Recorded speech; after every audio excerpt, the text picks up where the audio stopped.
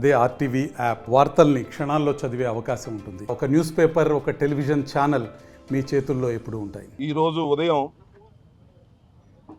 సుమారుగా 4-5 గంటల సమయంలో వైఎస్ఆర్ కాంగ్రెస్ పార్టీ రాష్ట్ర ఆఫీస్ నిర్మాణంలో ఉన్న కట్టడాన్ని నిర్దాక్షిణ్యంగా బుల్డోజర్లు ఇతరత్రా ఉన్న వాహనాలను తీసుకొచ్చి సుమారుగా ఒక 2 గంటల్లోనే పూర్తిగా నిర్మాణంలో ఉన్నటువంటి మట్టం చేశారు. దాన్ని కూడా మేము చూసి రావడం జరిగింది. ఇది వైఎస్ఆర్ కాంగ్రెస్ పార్టీ ఆఫీస్ కొరకు నిర్మించుకోవాలనేటువంటి ఉద్దేశంతో రాష్ట్ర వ్యాప్తంగా అనేక ప్రాంతాల్లో ప్రభుత్వ స్థలాలను క్యాబినెట్లో పాస్ చేసుకుని వైఎస్ఆర్ కాంగ్రెస్ పార్టీకి కేటాయించుకోవటం జరిగింది. ఇదేదో వైఎస్ఆర్ కాంగ్రెస్ పార్టీ అధికారంలోకి ఉన్నది కాబట్టి మేము తీసుకొచ్చినటువంటి సాంప్రదాయం కాదు. తెలుగుదేశం పార్టీ కూడా వారు అధికారంలో ఉన్నప్పుడు ప్రభుత్వ స్థలాలను రాష్ట్ర వ్యాప్తంగా అనేక నిర్మాణాలు చేపట్టిన మాట మీ అందరికీ తెలుసు.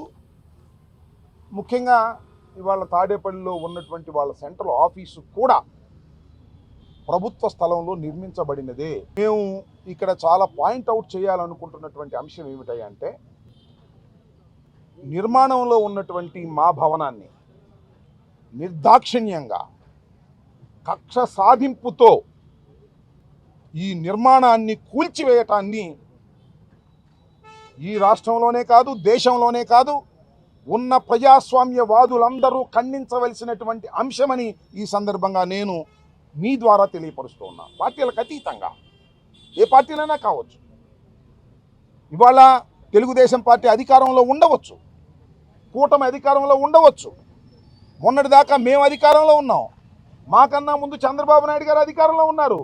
అంతకుముందు రాజశేఖర రెడ్డి గారు అధికారంలో ఉన్నారు. Master minds, the pride of India. Inter, MPC, BiPC, MEC, CEC చదివిన విద్యార్థులకు సిఏ మరియు సిఎంఏ ఫౌండేషన్ కొరకు నూతన బ్యాచెస్ ప్రారంభం. ఆ భవనాన్ని కూల్చేయటం ఏమంత ధర్మము అనేటువంటి మాట ఇక్కడ నేను చాలా స్పష్టంగా చెప్పదలుచుకున్నాను. అయితే దీని మీద ఏమంటే, ఇది ప్రభుత్వ స్థలం, ఇరిగేషన్ స్థలం. దీన్ని 33 సంవత్సరాలకు లీజుగా తీసుకోవటం జరిగింది. దీనికి అవి లేవు, ఇవి లేవు అని ఏమన్నా చెప్తే చెప్పొచ్చు. ఏ ఉన్నా లేకపోయినా డ్యూ ప్రాసెస్ని ప్రభుత్వం పాటించాలి. మాకు నిన్న ప్రొవిజనల్ ఆర్డర్ ఇచ్చారు. ఈ లోపల మేము హైకోర్టుకు వెళ్ళాం. నిన్న హైకోర్టులో వాదనలు జరిగాయి. వాదనలు జరిగినప్పుడు ప్రభుత్వం వైపు నుంచి కూడా అడ్వకేట్స్ అటెండ్ అయ్యారు. కోర్టులో వారు ఏం చెప్పారంటే, డ్యూ ప్రాసెస్ ప్రకారమే మేము ఫాలో అయ్యి చేస్తాము అని చెప్పారు. What is the due process అంటే ఏమిటంటే, ప్రొవిజనల్ ఆర్డర్ ఇచ్చిన తర్వాత మా దగ్గర నుంచి ఎక్స్ప్లెనేషన్ తీసుకున్న తర్వాత కన్ఫర్మేషన్ ఆర్డర్ ఇవ్వాలి. దానికి కూడా ఎక్స్ప్లెనేషన్ తీసుకోవాలి. అది కూడా అయిన తర్వాత ట్రిబ్యునల్కి కూడా మాకు వెళ్ళే ఛాన్స్ ఉంది. అన్ని చట్టబద్ధమైనటువంటి అన్ని మార్గాలు మూసుకుపోయిన తర్వాత then they will take action. మళ్ళీ మేము కోర్టుకు వెళ్ళే అవకాశం లేదు. ఛాన్స్ తీసుకుని పగలగొట్టేశారు. ఇది కక్ష సాధింపు కాదు అని అనుకున్నాం. కాసేపు మమ్మల్ని ఏమన్నారు నిన్నటిదాకా, మీరు కక్ష సాధింపు, మీరు ఆ ప్రజావేదికను కూల్చేశారు, మేము చాలా పవిత్రులు అన్నారు. మీరేగా అంది. ప్రజావేదిక ప్రభుత్వాన్ని, ఇది మా పార్టీది. మీరు చట్టబద్ధంగా తీసుకుని ఆఫీస్ కట్టుకున్నారు. మా ఆఫీస్ మీద అంత కడుపు అంటే ఎందుకు? మా రాజకీయ పార్టీ కాదా మాది? మా రాజకీయ కలాపాలు మేము చేసుకోలేమా? చేసుకోకూడదా? ప్రభుత్వ స్థానంలో మీరు ఎట్టా కడతారని మీరు అనొచ్చు. మీరు ప్రభుత్వ స్థానంలో కట్టారు కదా తీసుకుని, మీకు అనే హక్కు ఎక్కడుంది? మేము లీజుకు తీసుకున్నాం కదా, మా లీజు క్యాన్సిల్ చేయాలి కదా. ఎన్ని చట్టబద్ధమైనటువంటి అంశాలు ఉన్నాయి. ఎంపీసీ, బైపీసీ విద్యార్థులకి ఒక వరం CA, CMA courses. CA, CMA చదివే విద్యార్థుల్లో 40% మంది ఎంపీసీ మరియు బైపీసీ విద్యార్థులే. Master Minds. అయినా మాకు 40% ఆఫ్ ది షేర్ ఉంది వాళ్ళ రాష్ట్రంలో. మా రాజకీయ పక్షానికి ఎందుకు ఈ కడుపు మంట? ఇది ధర్మమేనా?